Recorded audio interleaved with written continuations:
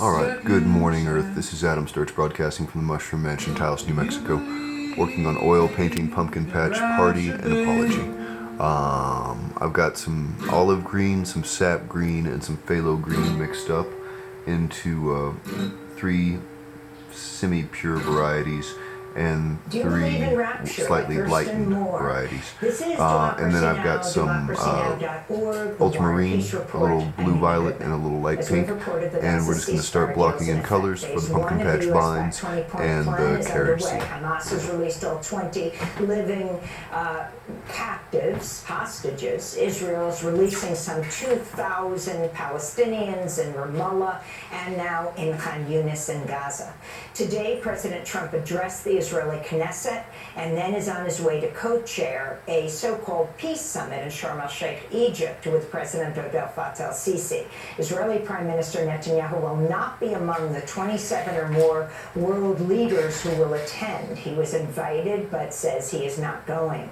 For more, we're joined by the Israeli historian, author, and Professor Ilan Pappé, Professor of History and Director of the European Center for Palestine Studies at the University of Exeter, and the chair of the Nakba Memorial Foundation.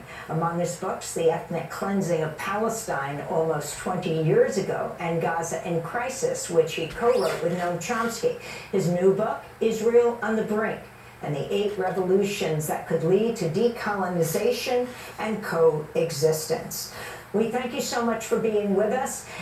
Professor Pappé, if you could start off by responding to what has happened. We're watching in Khan Yunis, prisoners being released, Palestinian prisoners, up to 2,000, and in the occupied West Bank, though there, families were told if they dare celebrate the release of their loved ones, they might be arrested. And we saw the release of the 20 Israeli hostages as they return to Israel. The Hamas says they're returning the dead hostages, the remains, over the next few days. Israel has not said they will return the dead prisoners, of which it's believed there are nearly 200 in Israeli prisons. Your response overall, and now to the summit in Egypt. Yes, first of all, there is some joy in knowing that the bombing of the people in Gaza has stopped for a while, and there is joy in knowing that Palestinian political prisoners have been reunited with their families, and similarly that Israeli hostages were reunited with their families. But except from that, I don't think we are in such an historical moment as President Trump claimed in his speech in the Knesset and beforehand. We are not at the end of the terrible chapter that we have been in it for the last 2 years. And that chapter is an Israeli attempt by a particularly fanatic, extreme right-wing Israeli government to try and use ethnic cleansing in the West Bank and genocide in Gaza to downsize the number of Palestinians in Palestine and impose Israel's will in a way that they hope would be at least endorsed by some Arab governments in the world. And so far they have an alliance of Trump and some extreme right-wing parties in Europe. And now I hope that the world will not be misled that Israel is now ready to open a different kind of page in its relationship with the Palestinians. And what you told us about the way that the celebration were dealt with in the West Bank and the incineration of the sanitation center shows you that nothing has changed in the dehumanization and the attitude of this particular Israeli government and its belief that it has the power to wipe out Palestine as a nation, as a people, and as a country. And I hope the world will not stand by, because up to now it did stand by when the genocide occurred in Palestine. We have just heard President Trump's address to the Israeli Knesset. He followed the Israeli Prime Minister Netanyahu. I'm not sure, but in listening to Netanyahu, I don't think he used the word Palestinian. President Trump has just called on the Israeli president to pardon Netanyahu. Your thoughts on this, and also the possibility of why Netanyahu has not joined this summit that President Trump will be co-chairing. Many are speculating for different reasons, didn't want to anger the right that's further right than him. Others are saying the possibility of his arrest, not on corruption charges, but on crimes against humanity, the whole case before the International Criminal Court. It could be a mixture of all of it, but I think at the center of it is the nature of the Israeli government that was elected in November 2022. This alliance between a very opportunistic politician who's only interested in surviving and keeping his position as a prime minister, alongside messianic, neo-Zionist politicians who really believe that God has given them the opportunity to create the greater Israel and maybe even beyond the borders of Palestine, and in the process eliminate Palestinians. I think that his consideration are always about his chances of survival. So whatever went in his mind, he came to the conclusion that going to Cairo is not going to help his chances of being re-elected. My great worry is not that he didn't go to Cairo. My greatest worry is that he does believe that his only chance of being re-elected is still to have a war going on, either in Gaza or in the West Bank, or against Iran, or in the north with Lebanon. We are dealing here with a reckless, irresponsible politician who is even willing to drown his own state in the process of saving his skin and his neck. And the victims will always be, from this adventurous policy, the Palestinians. I hope the world understands that really the urgent need of, and I'm talking about world leaders rather than societies, you already discussed with Ahmad what is the level of solidarity among civil societies. But I do hope that political elites would understand especially in the West, their role now is not to mediate between Israelis and Palestinians. Their role now is to protect the Palestinians from destruction, elimination, genocide, and ethnic cleansing. And nothing of that duty, especially of Europe that is complicit with what happened, and the United States that are complicit with what happened in the last 2 years.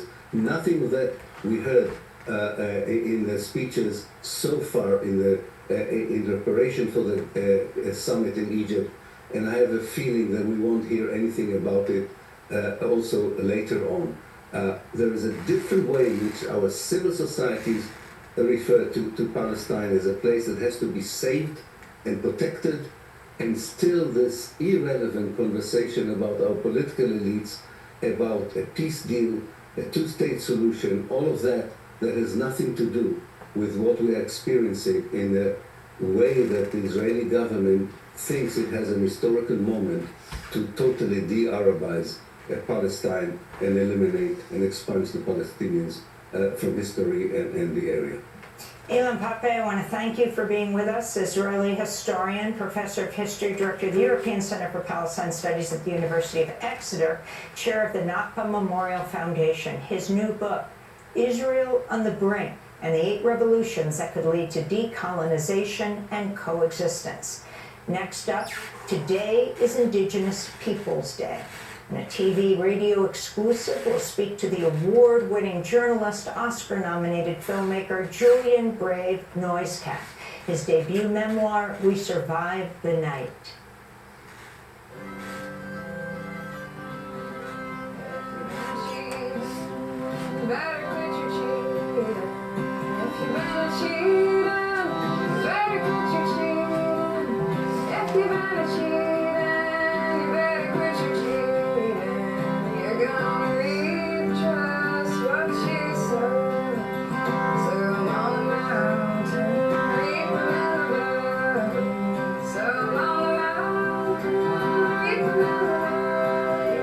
So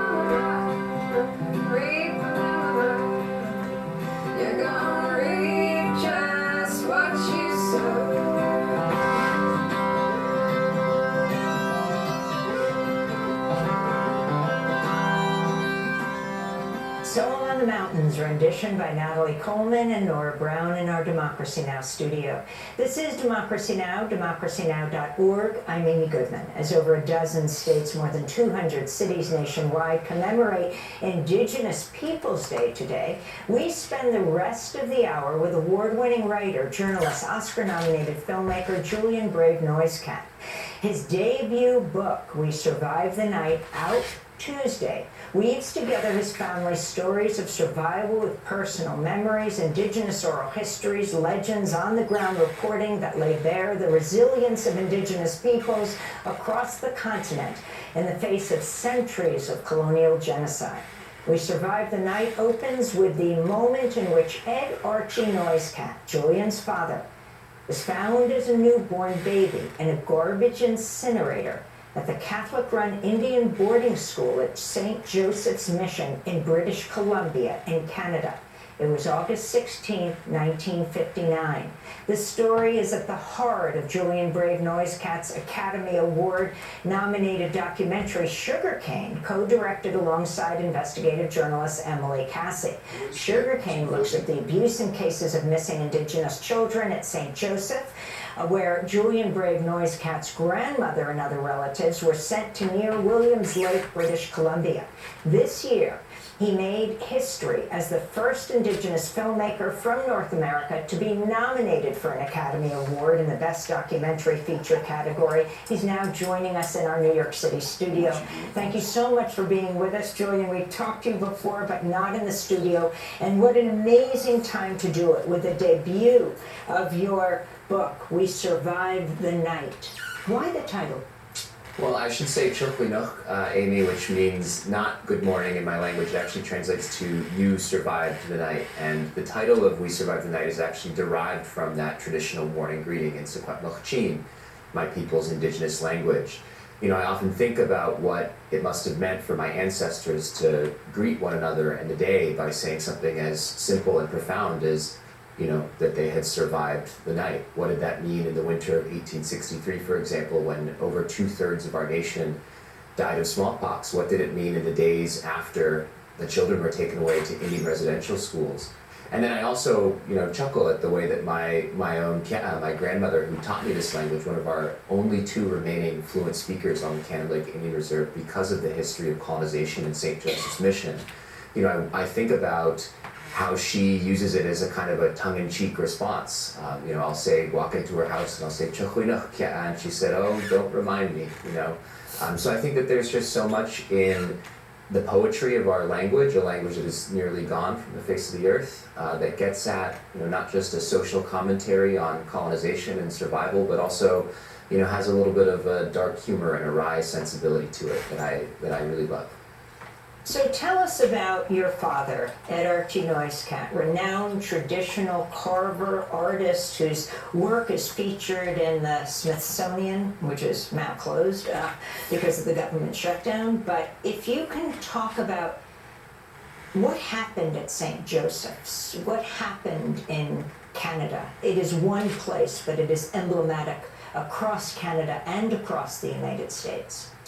So in Canada, for about 150 years, there was a system of church-run, state-funded boarding schools that were segregated, that all Native children in the country were required to attend by an amendment to the Indian Act, which is a federal law that's still in place in Canada that governs who does and does not get to be Native and our lives in certain ways. And my father's generation, the generation above my father's generation, were taken away to these schools and separated from their families, forbidden from speaking their languages. And subsequently, there has been a lot of discoveries of abuse, of violence, of rape, of some instances of children dying who were taken away to these schools.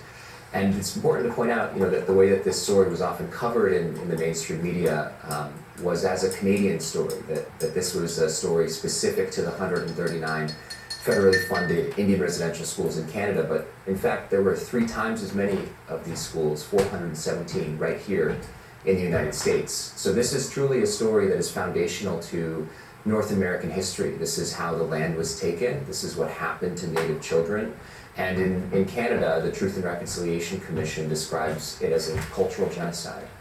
a system that was designed to wipe the native way of life off the face of the earth. So talk about how your father was found. So in August of 1959, my father was discovered in the trash incinerator at St. Joseph's Mission by the night watchman, a guy named Tony Stoop. He was a Dutchman from the old country. He spoke broken English only. And he pulled up to the school after going to a meeting of the Knights of Columbus, which is a Catholic adjacent sort of organization in the city of Williamslake. And when he pulled up to the residential school, he heard what he described later to the Williamslake Tribune as the cry of a cat. It sounded like a cat, is what he said, which is, of course, kind of crazy because, my last name is Noise Cat. My father's last name is Noise Cat. And he went with his flashlight to the trash incinerator and he discovered an ice cream carton, my father, a baby who they described in the papers and in investigations as Baby X. It's a story that my own family has never really told, and it's one that I only learned through the making of Sugarcane and the writing of this first book, We Survived the Night. And it's astounding when you asked your grandmother about why she was there, why the baby, your dad, was found in the garbage. What did she say? She couldn't answer the question. The truth of the matter is that in the broader history of genocide of indigenous peoples, there's one side of the story that I think perhaps your viewers might be a little bit more familiar with, which is the way that governments and churches, purposefully erased or forgot what they did. I think that part of the other side of the equation is what happened to the people who survived these institutions and the way that we sometimes internalized the violence and the oppression of colonization. And part of the way that we survived, that incredibly trying experience, over 100 years of forced assimilation through violence and the separation of children from parents who were never allowed to raise their own kids, was by forgetting. And that is definitely true for Matka and many others of her generation who survived by not talking about the incredibly difficult things that they went through, and then sometimes by not talking about the incredibly difficult things that caused them to do in their own lives. What were your thoughts on the Pope apologizing? Explain what that was about and how you have said that, for example, in New Mexico, someone told a person that you spoke to that the Native American population of New Mexico is the most religious, the most observant as Catholics. Mm-hmm. So in Sugarcane, we followed the late chief of the Williamslake First Nation, Rick Gilbert, all the way to the Vatican, where he attended the papal apology to survivors of the Indian residential schools. I think it's worth pointing out that apology was worded not as a collective or institutional apology on behalf of the Catholic Church, but that it was worded in such a way that the Catholic Church was essentially saying there were just a bunch of bad apples all over their barrel, and that all of these patterns of priests being moved around, of babies being found in incinerators, something that is not necessarily particular to St. Joseph's Mission, and I think calls to attention patterns across the Catholic world in places like Ireland with the Magdalene laundries, that these are just happenstance, coincidence patterns, which I think defies logic, and I think maybe they think that we're all a little bit stupid. But essentially the Catholic Church did a very minimal apology for the actions of very particular priests and staff. The late Chief Rick Gilbert and many other survivors of those institutions who remain faithful Catholics, it's worth pointing out, Rick Gilbert actually had 2 funerals, and he waited 3 weeks for his second funeral to be had so that the bishop in British Columbia could attend. This was a man who was deeply Catholic until the end. He felt very let down by the way that his own church chose to apologize to him and others' children who were taken away to these schools. And I think it's worth asking, what does the Catholic Church not just owe to people who it wronged, but to people who it wronged who remain faithful Catholics? Tell us about your mother, who you dedicate the book to. You write, "For my mother who showed me how." Well, the truth of the matter is that even though I came out looking the way I look, and I have about as Indian a name as you can possibly imagine, I mean, Julian Brave Noise Cat is a very native name. My mother's actually an Irish-Jewish New Yorker, and when I was about 6 years old, my dad left our family. So I was primarily raised by my non-native parent, And the reason the book is dedicated to her is, there are many reasons. I mean, I love my mother very much, but she made it possible for me to have a relationship to my father's family on the Cannon Lake Indian Reserve, which is over a 24-hour drive from the city where I grew up, Oakland, California, a whole country away. She beaded my powwow regalia so that I could dance at powwows. She brought me down to the Intertribal Friendship House in Oakland, California, one of the oldest urban Indian community centers in the entire country. And she, to this day, is actually my first reader and editor. So I love my mom a lot, and I'm really grateful that, she helped keep me connected to my people and my culture. And talk about your father, how you kind of rediscovered him well over a decade after he had left you. Yeah, so my dad, I saw him very sparingly from the age of 6 onwards, maybe about a couple dozen times at most. And then I made a very unusual decision at the age of 28. I was a bachelor living on the East Coast, and I was about to embark on making sugarcane and writing We Survived the Night, and I decided that I needed to be all in on those stories, and so I decided to move in with my father, who still owed me money that I loaned him to come to my own high school graduation, probably a bit of an unusual decision. And suddenly we were living across the hallway from one another, cooking each other breakfast. During the day, he'd go out to the carving studio and do his artwork. I would be at my computer working on the documentary and my first book.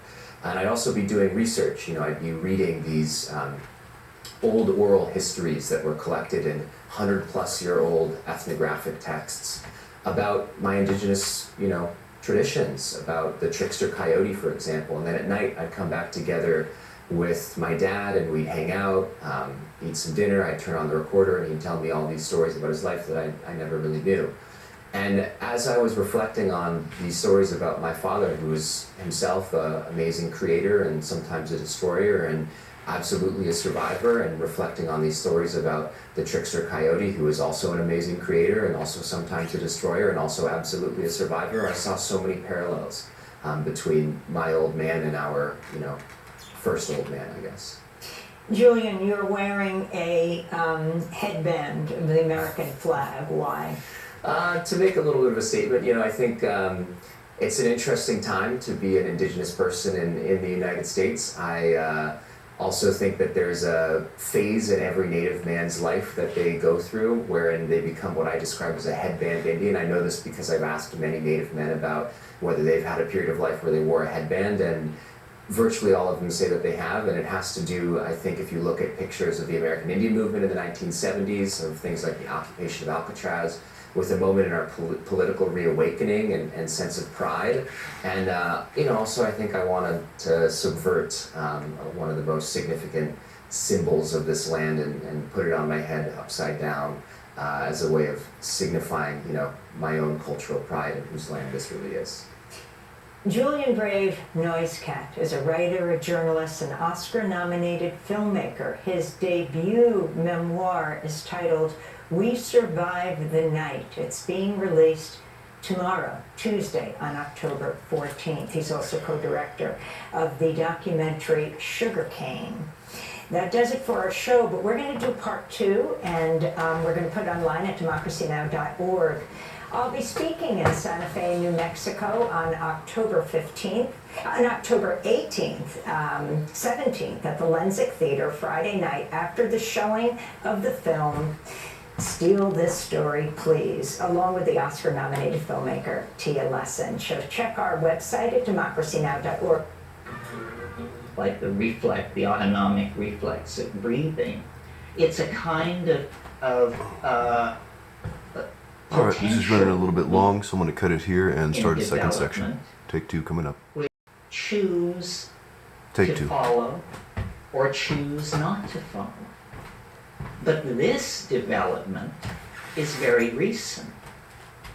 Until, pick a number, 10,000 years ago, the onset of puberty, which was, a wave of hormonal release, basically, the onset of puberty was the signal to the social mechanisms of the people to begin the administration of psychedelic plants, to carry people into adulthood, to carry them into a feeling-toned relationship with the mythological material that they had learned as children, but that they now would be expected to exemplify as realized adults within the Lung or culture or whatever it is that they are.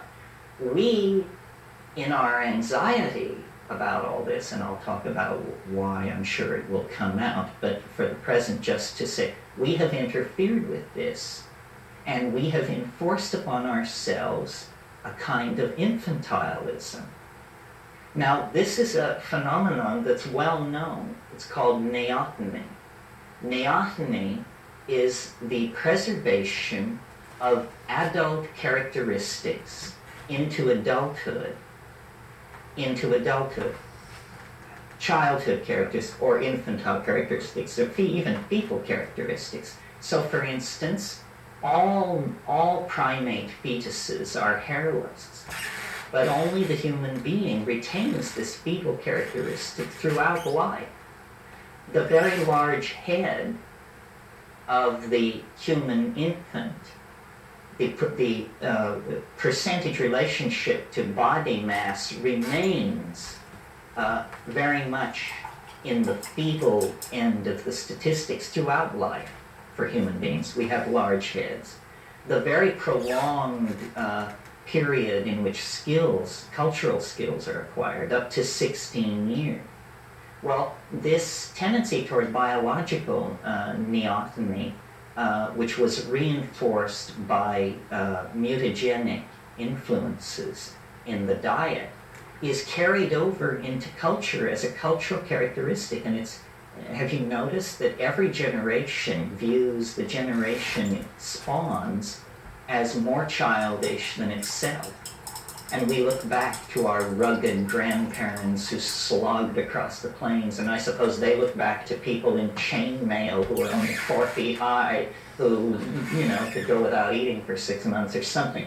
And it just gets, we have become more and more soft, more and more infantile. And the final phase of this was just the decision that we never needed to grow up at all. We never needed to find out about the nature of our relationship to being at all. And so the psychedelics were suppressed. And what you have in the pre-adolescent child is an extreme expression of ego. And this is, the 11-year-old child, let's take as the example, is the supreme egoist. And in a sense, we got hung up at that place because we didn't get hung up in it, we fell into it, we were in balance, but the suppression of psychedelics created the precondition that allowed the generation of ego. And it's very complicated. A lot of factors were at work, you see. The mushroom style, the shamanic style of the nomadic hunter-gatherer is a style of goddess worship and psychedelic shamanism and orgiastic religion. And shamanism and the religion overlap each other considerably. The style that replaced that was a style of domination, hierarchy, with alpha males, with powerful males controlling females at the center of these hierarchies. And to my mind, the concern that caused the shift was the accumulation in the psyche of these hominids of enough ego that there became concern for the line of male paternity. In other words, men wanted to know who their children were. And that made the orgiastic style of religion in conflict, because that was all about the children were the children of the group. And sex was a shared activity, even though there might be bonding. But once men got it into their heads that they wanted to know who their offspring were, then females had to be controlled very rigidly, and there had to be control of sexual, and the whole thing just turned into a nightmare. My women, my property, my children, my food, my territory, so on and so forth.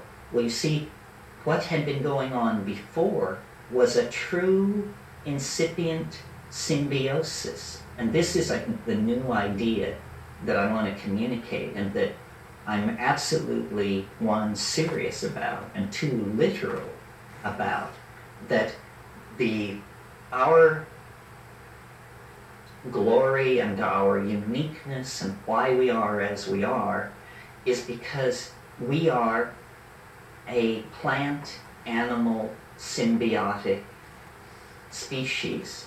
Our ordinary state, our state of nature, the way in which we existed until 10,000 years ago, was in a very tightly bound symbiotic relationship with plants. They were, we domesticated them, and we spread them, and we created environments for them through the use of burning. And in return for this mysterious connection opened up, where real information, couched in humanly cognizable terms, information about where the reindeer went, who you should marry, what the weather's gonna do, stuff like that, real information began to be traded back and forth. Now, biologists are familiar with the notion of pheromones, message-bearing chemicals that regulate behavior within a species. But we're just getting ready to go to the next level and recognize the possibility of what have been called exopheromones, pheromones that regulate behavior between species. And it's very clear that, in climaxed ecosystems of great age, such as the equatorial tropics of this planet, exopheromonal interactions become the major mediating force in all the evolutionary exchanges going on. The old notion of competition and survival of the fittest is now seen to be bankrupt. The way nature works is it's the species that can make itself most necessary to other species, the one that can cut energy deals with the most of its neighbors, that is the successful one. So you maximize cooperation, you maximize dependency, you maximize integration. This is the successful evolutionary strategy. I mean, of course you can be a jaguar and crash around in the forest and eat things immediately smaller than you, but jaguars will be a memory in the fossil record of this planet when the plants will still exist, given that man were not part of the picture. So the dynamic of life dictates that these energy levels be held very close. Well, no, I think nothing is outside of the natural, but all of this can be explained in terms of climatological flux on the African continent. Very briefly, the primates evolved in Africa. Out of the primates came the hominids, which were these glacial, upright, opposable thumb binocular vision, and there were a number of these, and they existed for, over the past 6 million years. But Africa and the planet, because of repeated glaciation, is subject to cycles of drying. And every time the ice moved south, primate populations were bottled up in Africa. And we know there have been 4 glaciations. Immediately the last one, the ice melted 20,000 years ago. And out of Africa, that last time, came pastoralists, people who had domesticated cattle and had a style of following cattle around rather than being just strictly hunter-gatherers. Well, I maintain what happened was these arboreal, tree canopy living apes came under pressure as the continent dried up to expand their diet. because the forests were disappearing and being replaced by grassland. Well, most animal species eat only one or two kinds of food. This is a general rule in nature, and it's in order to hold down exposure to mutagenic influence. But when an animal population is in a situation of food scarcity, the logical thing to do is to begin to test food sources and to expand your repertoire of food. Well, that's what these primates coming out of the trees did. Number one, they began eating meat, which gave them a real interest that they had never had before in these ungulate mammals that were evolving in the grasslands. And they began to test all kinds of other foods in the environment. Well, when you do that, you are exposing your population to mutation. And mutation rates soar. And it was during this period that the human brain size doubled in like 1.5 million years. Someone said it was the most rapid evolutionary expansion of a major organ ever seen in the fossil record. Nothing like it ever happened. Why? What was making this happen? Well, it looks like probably huge numbers of mutations were taking place in this population because people were literally eating anything they could get their hands on. And in this environment of the grasslands, the mushrooms were growing on the dung of these ungulate animals. Well, now a weird thing about psilocybin is that in very low doses so low that you don't feel anything, your vision improves. They've done tests with this, and there is an improvement in visual acuity on psilocybin at low doses. Well, you can imagine the evolutionary impact of something like this on a hunting, gathering population where visual acuity is all that stands between you and grim starvation. It means a population of animals, a population of these evolving hominins that accept the mushroom into their diet, have just been given a tremendous leg up on nearby competing troops, the competing troops that don't have it. It's like chemical binoculars. So immediately then there is a reason, an evolutionary reason for mushrooms to be eaten and for the spread, for mushrooms to be accepted into the diet as an item and so forth and so on. Well, so then you take slightly more mushrooms, and like all alkaloids and it's a CNS arousal. It means you feel alert, you feel interested, you want to boogie, and also if you're male, you can sustain an erection. So arousal means arousal. So then this stuff is an enzyme promoting sexual activity at that level. Well, sexual activity, the number of copulations that occur within a population is directly related to the number of successful impregnations. So suddenly you have these horny primates, be a lot more interest in sexual contact and partners and all that. This means that these psilocybin-using creatures that are now more successful at hunting and more interested in sex have all kinds of pressures on them that will force them to outbreed the dull, uninteresting folks who don't use mushrooms at this point.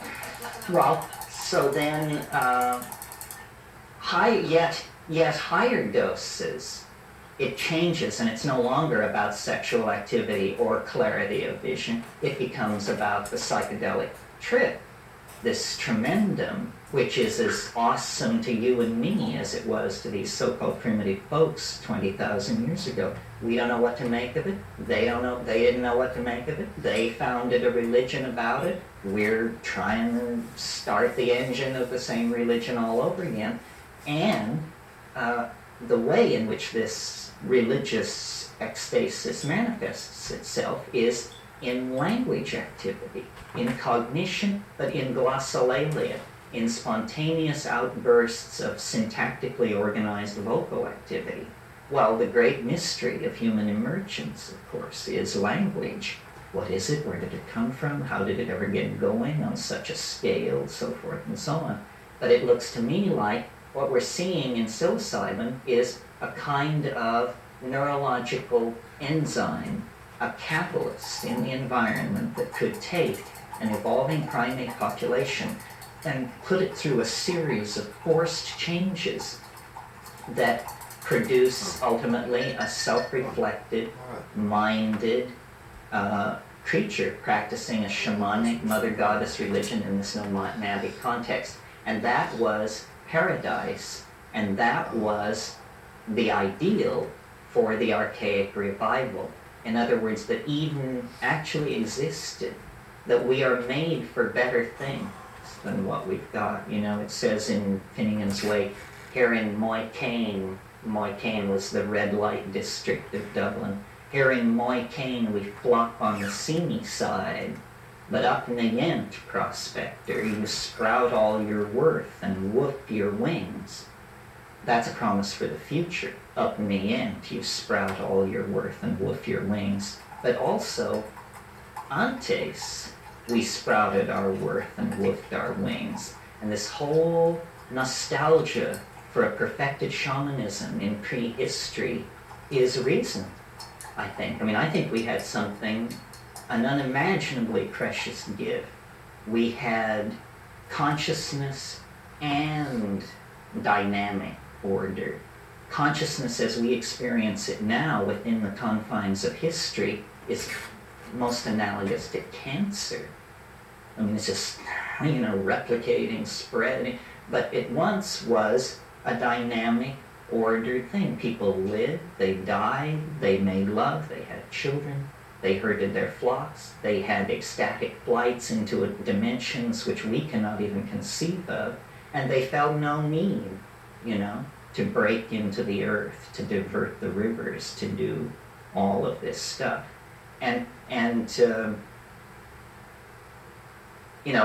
Even if we're not aesthetically attracted to that, we have to make a value judgment on it because it was not a runaway process.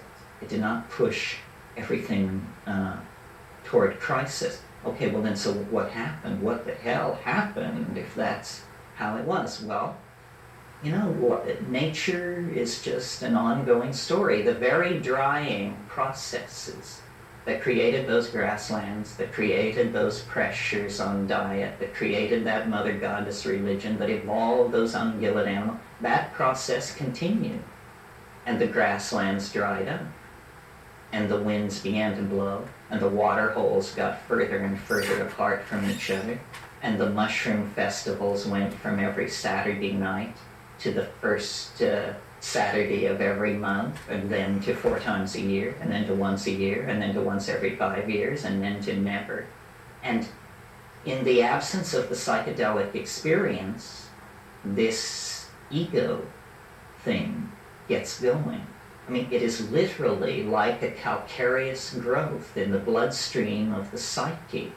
If you don't inoculate yourself against it, it will begin to take root and grow, and the world, the boundaries of the world begin to move inward, and you no longer see things on a planetary scale or a millennial scale, or it's just about, my women, my money, my land, my children, all of this stuff.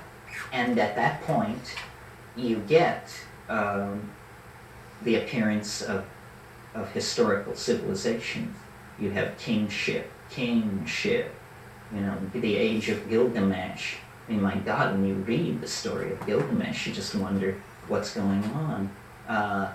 Gilgamesh spurned the goddess, and the goddess sent a bull, which to me is, symbolic of the mystery of the mushroom, the ungulate herding horned animal, the crypto symbol for the goddess sends a bull, and he rejects the bull. He rejects the goddess, he rejects the bull.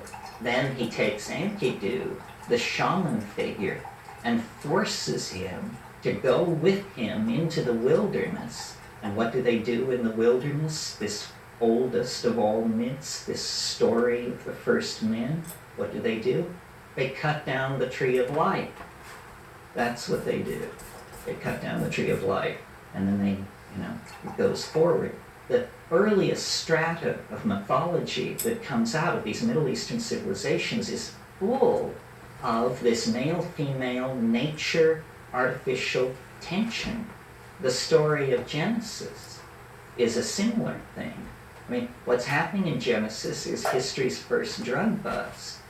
A woman is involved with the plant, and the plant opens their eyes, and they see that they are naked, which All right. happens to be I think that's a good the start to case. this. They are naked. I want to So in detail other it, words, they develop some more see, layers, light they absorption. rock And what their I think I true might do, existential I'm condition. really digging this And background Yahweh, texture wandering in around contrast mumbling to himself in to the garden, semi-simplicity says, of the "This figures. thing that these people have I would done, like what if they to make eat that more of the involved. fruit of the tree of life? So what I'll Then probably they do will is be go in as and do real." a little bit of So it's very translucent clear filling and that layering there is concern of this to brushwork in the withhold background knowledge that that human sort of beings are to be resembles held in an inferior evidence, a painting I have position. going on at Otherwise, Garage if Art, they were to which eat will of be the open fruit next of the tree weekend. of Sorry life, folks, I was sick this of weekend. knowledge, And it was they would raining and be miserable, as so we are. So there's double the this reason whole not to go. tension. And in the story in Genesis, you'll recall Adam and Eve are But cast out of anyway, Eden. yeah, And an similar angel to the painting that I is have set going that on there used to called be the Evidence, burning in sword. which I'm layering Well,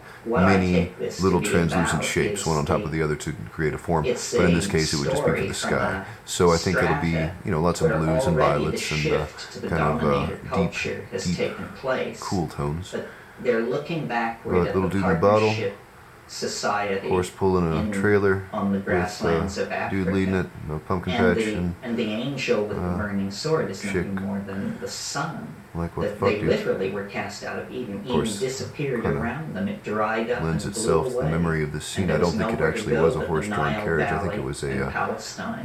pickup And truck. these people who but I was so appear smashed in the that Nile Valley in Palestine at about 9,800 barely BC, remember called being there at all, Nauplia, except I remember being there a little come out bit. of And it probably nowhere would have been fun if I with wouldn't have been a that very smashed, high which is why it's an culture apology. and a Because tremendous goddamn, ability to about exploit 10 plant years drunk. resources. And I think they are Just the completely remnants of this partnership culture. And you fucked up see my life pretty good. the Pot way would in have been which all legal, and this I would have ties understood into the mushrooms at a present lot and younger age. tends to be more than Probably could have just spared a, myself and others a lot of pain. a kind of But cultural so be it. reconstruction That's of how it is. prehistory. That's where we're at. Is So we're that's trying it to for the moment. Thank you for understand watching. who That's we Adam Sturch are, broadcasting why from we the are Mushroom the way Mansion, we Taos, New are. Mexico. Well, Working the on oil major painting, thing pumpkin that patch now that party, we have and transcended apology. ideology, Have a good day, and Earth. nobody gives a hoot whether you're a Marxist or any of that anymore because we've all seen through that.